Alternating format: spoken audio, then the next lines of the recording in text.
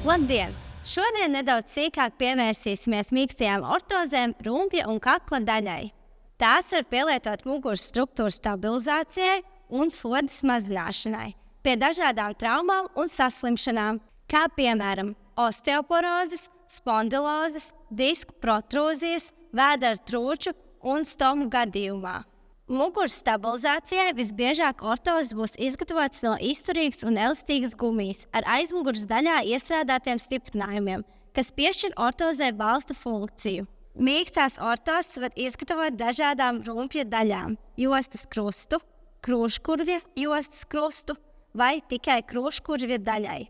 Var tikt izgatavots arī trūces bandāžas un stomas ortozes.